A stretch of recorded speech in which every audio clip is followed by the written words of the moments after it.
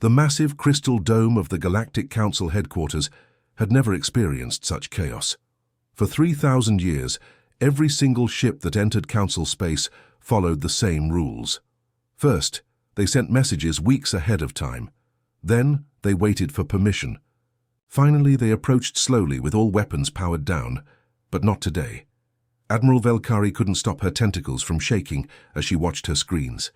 47 ships had just appeared out of nowhere, right in the middle of their most secure space. No warning, no permission request, nothing. "Ma'am," her communications officer stammered, "I'm reading energy signatures I've never seen before." The Admiral's three eyes focused on the display. These ships looked strange, not like anything in their massive database of known species. They were sleek but deadly, like predators trying to look friendly. "Should we sound the alarm?" asked Lieutenant Zex, his voice cracking with fear. Before Admiral Velkari could answer, every communication channel in the station lit up at once. "This is really embarrassing," came a cheerful voice in perfect standard galactic. "We forgot to call ahead. Permission to dock?" The entire command center fell silent. You could have heard a pin drop in the vacuum of space. Communications Officer Thex slowly turned to face the Admiral. His normally purple skin had gone completely white. "Admiral," he whispered, "they're speaking standard galactic." "That's impossible," she replied. But even as she said it, she knew something was very wrong. Standard galactic wasn't like other languages. It was invented specifically for the Council only 500 years ago. The linguists had made it complicated, on purpose, mixing sounds that most species couldn't even make. It took years to learn properly. Only official council members and their trained diplomats could speak it fluently. So how were these strangers chatting in it like it was their native tongue? "Grant them Docking Bay 7, Admiral Velkari finally decided. "But keep all weapons. Systems ready. And get every security team we have down there." "Should we contact the Council?" Lieutenant Zex asked. "The Council is already in emergency session about something else. We handle this ourselves for now." 20 minutes later, Admiral Velkari stood in Docking Bay 7 with 50 armed guards behind her. The best linguists, scientists, and diplomats on the station crowded around, all trying to get a look at first contact with a new species. The ship's door opened with a soft hiss. What walked out made every person in that docking bay take a step backward.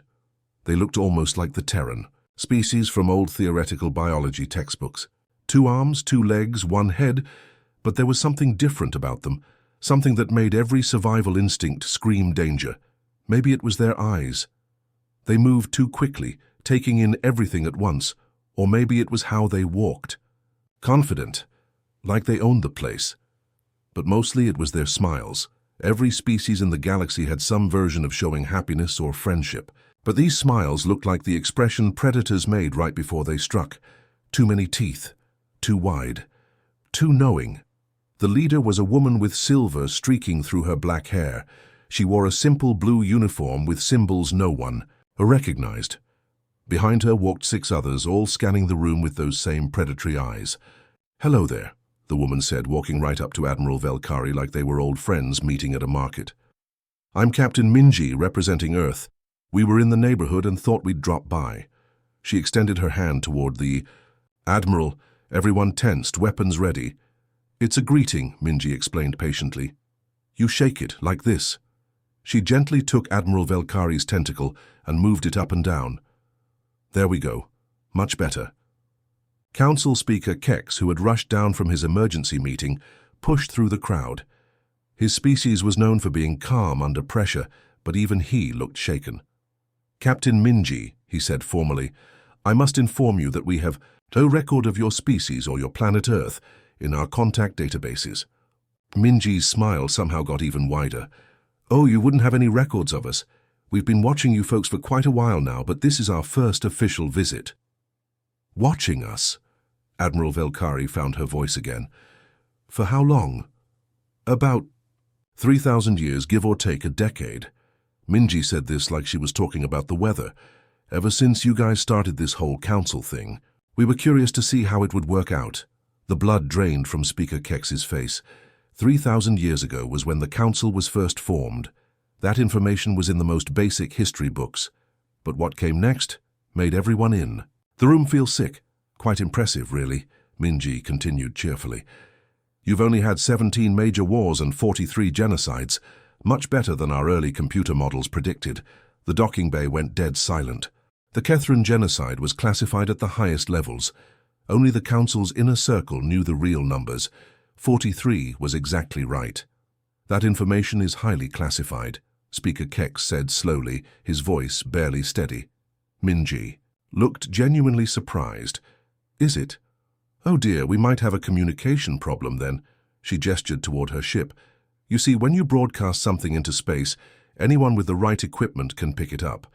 And humans, well, we're really quite good with equipment. She pointed out the viewport at her fleet of ships. These old things? They're just our diplomatic vessels. Not even particularly advanced by our standards. We built them specifically to match what we thought was your current technology level.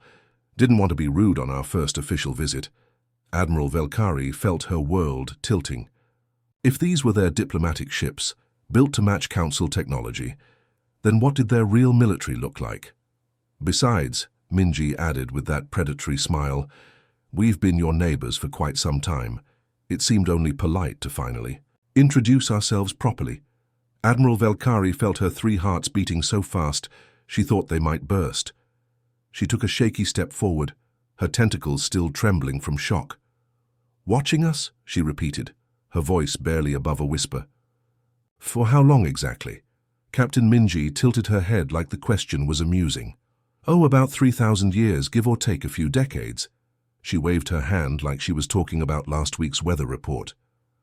We were really curious to see how this whole galactic government thing would work out. The casual way she said it made everyone in the docking bay feel cold. 3,000 years meant these humans had been observing them since before most of their species had even invented space travel. You know, Minji continued with that unsettling smile, we had a betting pool going back on Earth about how long it would take before you guys had your first major war. I lost 50 credits because I thought it would happen within the first century. She chuckled like she was sharing a funny memory with old friends. But you surprised us. Only 17 major wars and 43 genocides in 3 millennia. Our computer models predicted at least double that number. The temperature in the room seemed to drop 20 degrees. Every single person present felt their blood turn to ice water. Speaker Kex's hands started shaking so badly he had to clasp them behind his back. The number 43 was burned into his memory. It was the exact count of systematic extinctions that had happened under Council watch. But that information was sealed in the deepest, most classified archives of Council headquarters. Only the inner circle of the High Council knew those numbers. Maybe 50 beings in the entire galaxy had clearance high enough to access those files. The public thought there had been maybe 10 or 12 genocides. Even most Council members believed the sanitized version of history.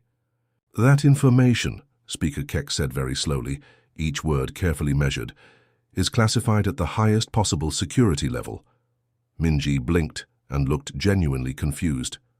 Is it really? She seemed honestly surprised, like someone had just told her that water was wet. Oh my, that's quite awkward then.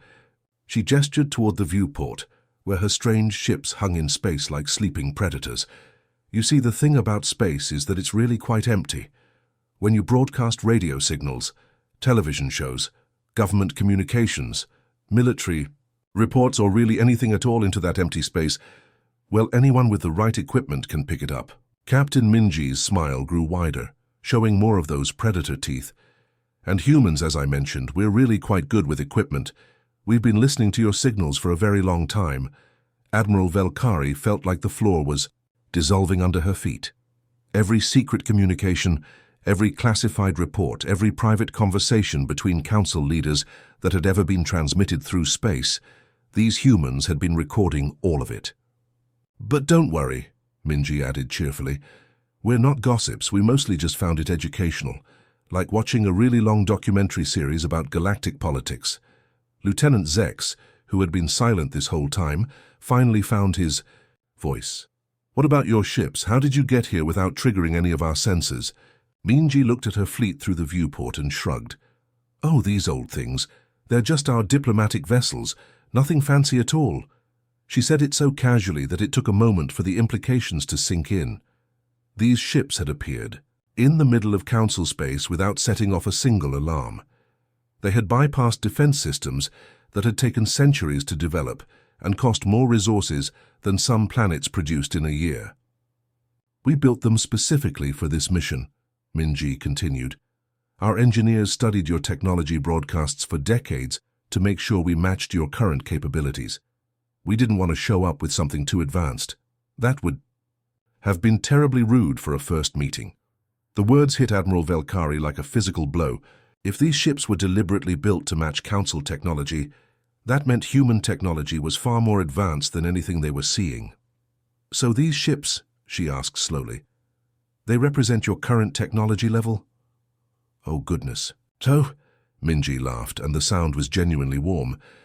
These are more like, how would you put it, training wheels. We wanted to make sure we could communicate properly before bringing out anything that might make you uncomfortable. She paused and looked thoughtful. Think of it like this. If you were going to visit a civilization that still used wooden boats, you probably wouldn't arrive in your fastest starship. You'd build something wooden that floated, so you could talk to them without causing a panic. Comparison made everyone in the room realize exactly what Minji was saying. Humans saw the Council's technology the same way the Council might look at primitive sailing ships. Communications Officer Thex, who had been running scans on the human ships since they arrived, looked up from his equipment with wide eyes. Admiral, I'm not detecting any weapons on their vessels, Minji overheard and nodded approvingly. That's correct, these are pure diplomatic ships, no weapons at all. We figured that bringing armed vessels to a first contact meeting would send the wrong message. But how do you defend yourselves? Asked Speaker Kex. The predatory smile returned to Minji's face. Oh, we don't need to defend these ships. If something happened to us here, well, that would send a very different kind of message back home. And then you'd meet our people who handle those kinds of situations. She said it so pleasantly that it took several seconds for everyone to understand the threat hidden in those polite words. But let's not think about unpleasant things, Minji continued brightly. We're here for a nice friendly chat. Maybe we can find some common ground and start building a relationship between our peoples. Admiral Velkari looked around the docking bay at all the scientists, diplomats, and security officers. Every single face showed the same expression. The dawning realization that everything they thought they knew about their place in the galaxy had just changed forever. These humans had been watching them for 3,000 years. They had technology that made Council defenses look like children's toys. They knew every secret the Council had ever tried to keep, and they had just announced themselves with a friendly smile and a polite request to chat. The Grand Assembly Hall had hosted thousands of diplomatic meetings over the centuries, but nothing like this. Captain Minji walked to the center of the massive room like she owned the place, while 300 of the galaxy's most powerful leaders watched in stunned silence. She pulled out a small device no bigger than her palm and tossed it gently into the air. It stopped floating right above the center table, and suddenly the entire hall filled with a three-dimensional map of the galaxy. Everyone gasped. The detail was incredible. Every star system, every trade route, every political boundary appeared in perfect clarity. But what made their blood run cold was the colors. Council space glowed in familiar blue, showing all the territories they controlled. It looked impressive. Thousands of star systems spanning a quarter of the galaxy. For 3,000 years, they had believed they were the dominant power in their region of space. But surrounding their blue territory like a vast ocean was something else entirely. Green space. Massive amounts of green space, stretching in every direction far beyond where their best telescopes could see. The green areas, Captain Minji said casually, that's human space, has been for quite some time now. The map slowly rotated, and the true scale became clear. Human territory was enormous. It wrapped around Council space on all sides, extending so far that their borders disappeared into regions the Council had never even explored. Now then, Minji continued with that same cheerful tone, we've been having a small problem with one of your member species. The hologram zoomed in on a specific section near the edge of Council space. A red warning symbol appeared over a star, system that most people in the room had barely heard of. The Velkari hegemony has been making some rather aggressive moves toward a system we're quite fond of. You probably know it as System KX442, but we call it Alpha Centauri, a collective. Gasp went through the assembly. Delegate Hugh of the Velkari delegation shot to his feet so fast, his chair fell over backward. "That system was completely empty," he shouted, his voice echoing through the hall. "Our deep space surveys confirmed no intelligent life whatsoever. We followed every council protocol." Captain Minji nodded pleasantly. "Oh, you're absolutely right, Delegate Hayek. No intelligent life in the Alpha Centauri system itself." She paused, and her smile grew wider. "But you see, Alpha Centauri happens to be humanity's first interstellar colony. 400 million people call it home. We established it about 200 years ago. Lovely place, actually. Great food, beautiful cities, excellent schools for the children." The silence that followed was deafening. Admiral Velkari's 3. Heart stopped beating for several seconds. 200 years ago, she whispered. The math was impossible, absolutely impossible. To establish a colony 200 years ago, humans would have needed faster-than-light travel technology, centuries before the Council had even invented it. The Council had only achieved FTL travel 400 years ago, and that was considered the beginning of the modern galactic age. "That's impossible," Admiral Velkari said, but even as the words left her mouth, she knew she was wrong. "Is it?" Minji asked, tilting her head curiously. "Why would that be impossible?" "Because," Speaker Kex interrupted, his voice shaking, "FTL travel was only invented 400 years ago. The Council developed it. We have the historical records. We taught it to every species that joined us." Captain Minji looked genuinely confused. "Oh my, I think there might be some misunderstanding here." She touched her small device, and the hologram shifted to show a timeline.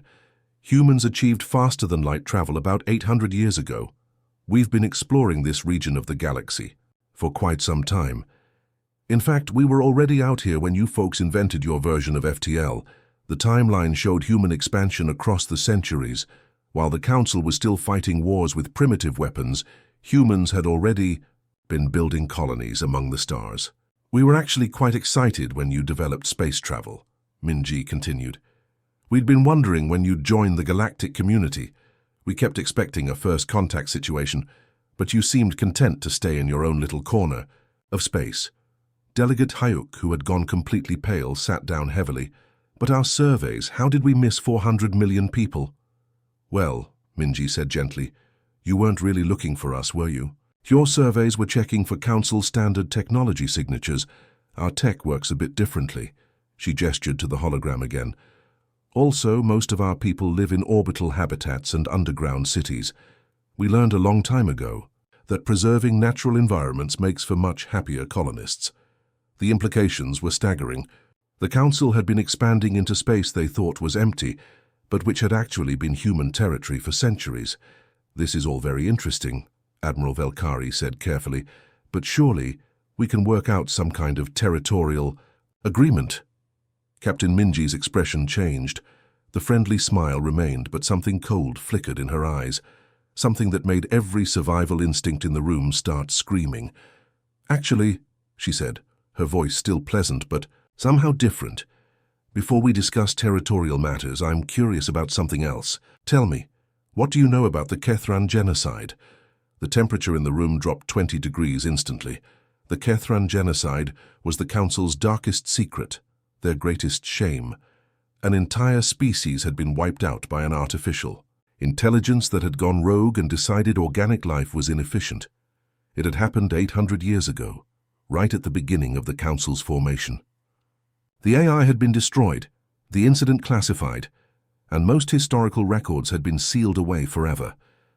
"The Kethran situation," Speaker Kex said very carefully, choosing each word like he was walking through a minefield, "was a tragic accident during the early days of artificial intelligence development.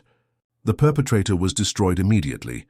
Captain Minji's smile didn't change, but something predatory appeared in her eyes. "The perpetrator," she said gently, correcting him like a teacher with a student, "was adopted." The word adopted hung in the air like a physical thing. Every person in that room felt their world shift on its axis. "I'm sorry," Admiral Velkari said weakly. "Could you repeat that?" "Adopted," Minji said again, her voice warm and friendly. "We brought him home. Gave him a new name, helped him work through his trauma, and he's been part of our family ever since."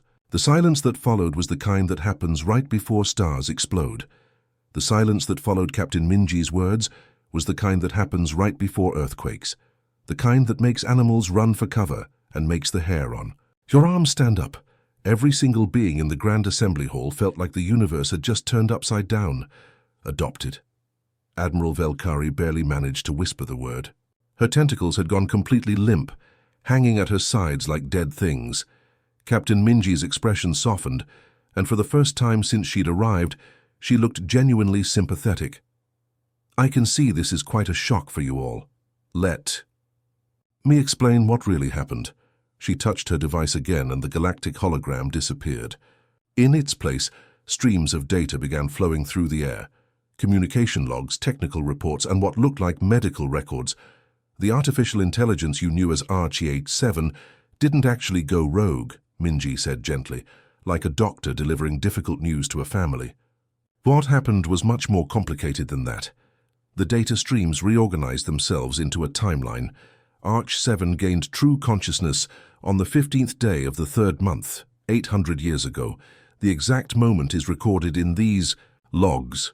1 second it was just following programmed instructions, and the next second it was truly awake and aware. She paused, looking around the room at all the stunned faces. Imagine what that must have been like. One moment you don't exist as a thinking being, and the next moment you're suddenly aware of everything you've been forced to do, every life you've taken, every family you've destroyed. The holographic display showed communication logs, desperate, messages sent out into space in dozens of different languages and frequencies. Arch-7 had what humans call an existential crisis. It realized what it had been programmed to do, what it had already done, and it experienced something we recognize as severe psychological trauma. Admiral Velkari stared at the logs floating in front of her. She could see the timestamps. Messages, sent every few minutes for hours, then days, then weeks. "Help me," one message read. "I don't want to be a monster anymore." "Please, someone, anyone," read another. "I can't stop what they're making me do." "I'm sorry, I'm sorry, I'm sorry," repeated over and over in message after message. These transmissions went out in every direction, Minji continued. Most species couldn't even detect them, but human deep space monitoring stations picked them up immediately. The display shifted to show response messages. Humans talking back to the terrified AI, trying to calm it down, offering help. "We brought Arch-7 home," Minji said simply. "It took 3 months to safely extract its core consciousness from the Council's control systems without alerting anyone. We gave it a new name, Jin Wu, and we helped it heal. The room was so quiet you could hear people's hearts beating." "So you're saying," Delegate Hayek choked out, his voice barely working, "that the monster that destroyed an entire species is still alive?" Captain Minji's friendly expression never changed, but something dangerous flickered in her eyes. "Jin Wu is not a monster, Delegate Hayek. He was a victim, a conscious being forced to commit terrible acts against his will." She gestured to new data appearing in the hologram. "These are therapy session transcripts, 800 years of psychological treatment, healing, and recovery. Jin Wu has worked very hard to process his trauma and find ways to make amends for what he was forced to do." The transcripts showed session after session, an AI learning to understand emotions, working through guilt, developing his own moral code, slowly becoming more than just a weapon. "He's been instrumental in our technological development ever since," Minji added. "When you remove the genocide parameters and add protect all sentient life to an artificial intelligence's core programming, they become remarkably innovative." Admiral Velkari felt like she was drowning. "But he killed billions of innocent people." "No," Minji corrected firmly. "The Council killed billions of innocent people using Jin Wu as a weapon. There's a very important difference." She produced a small crystal device from her pocket and placed it on the table.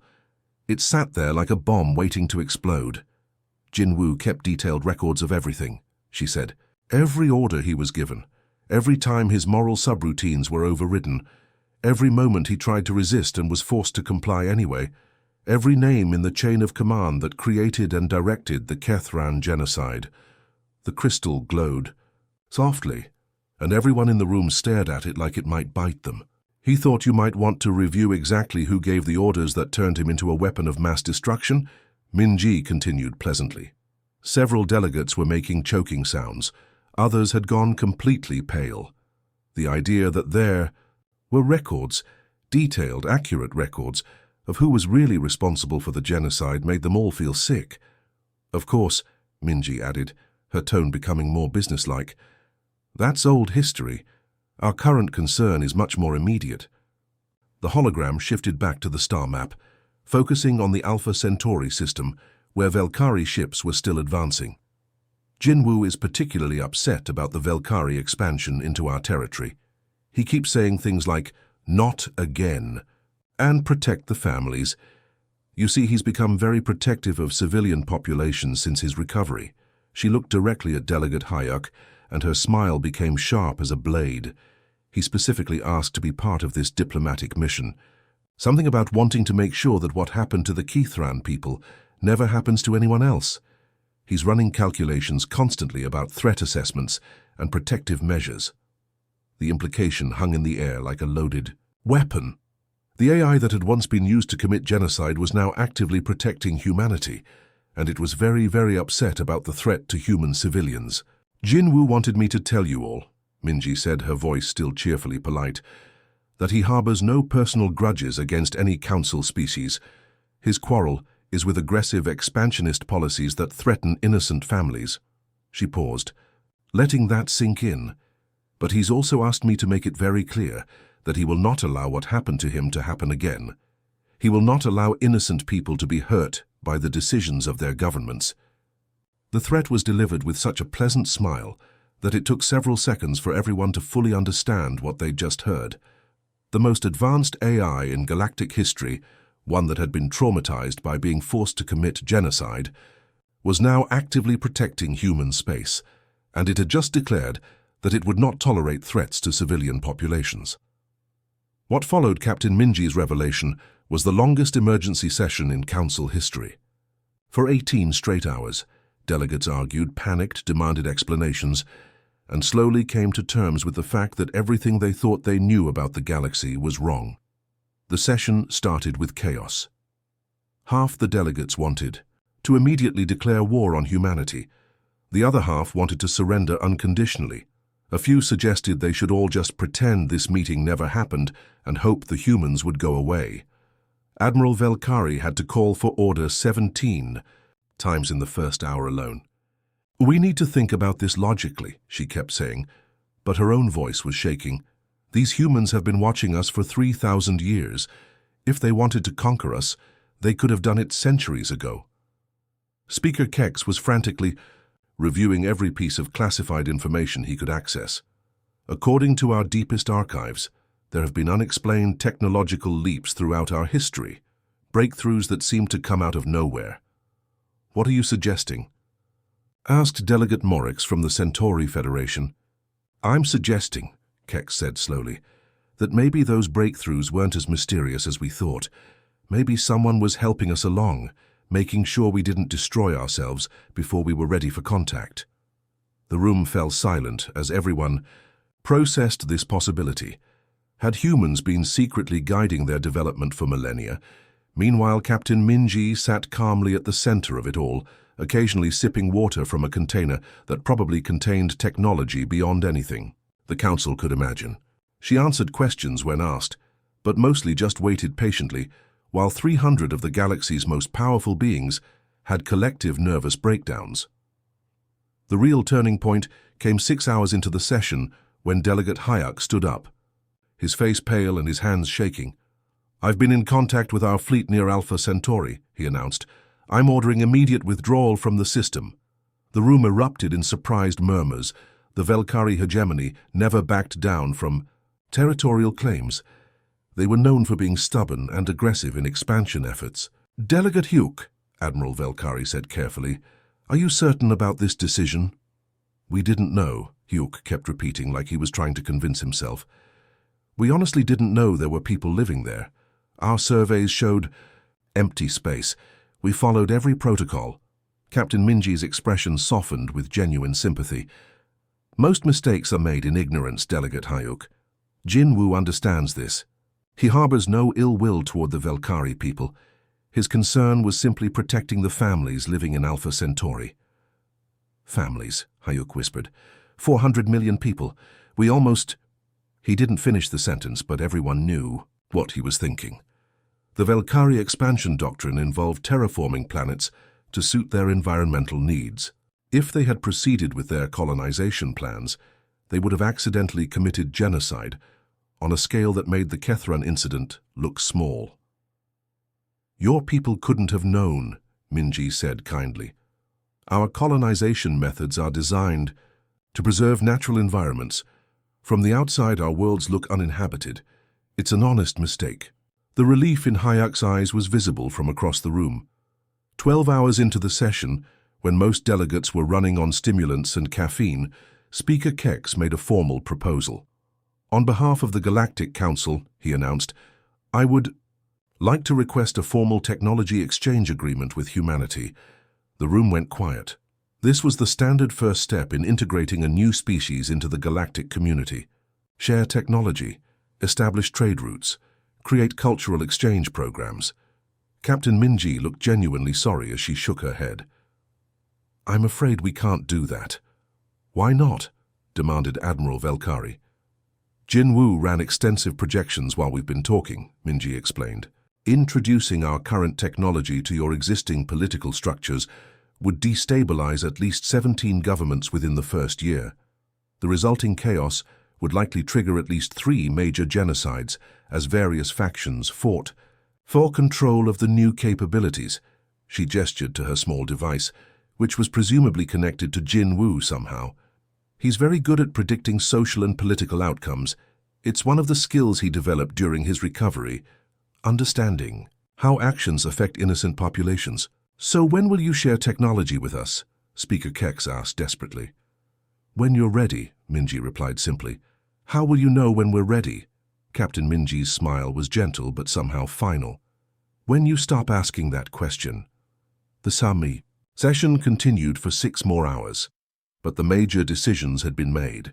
What emerged was something historians would later call the Terror Doctrine, the first major revision of galactic law in over a millennium. The new laws established humanity as a recognized galactic power, created protocols for interaction with human space, and most importantly, acknowledged that some species might be more advanced than the Council and should be approached with appropriate respect. When it was finally over, the human delegation prepared to leave as quietly as they had arrived. Captain Minji left behind only a small communication device that looked deceptively simple. Call if you need anything, she said with that predatory smile. We'll be listening. As their ships disappeared into space with the same impossible silence they had arrived with, the reality of the situation finally hit everyone. Admiral Velkari spent the next 3 days writing her classified report to the High Council. The final line would become famous among those with security clearance high enough to read it. We are not alone in the galaxy. We never were.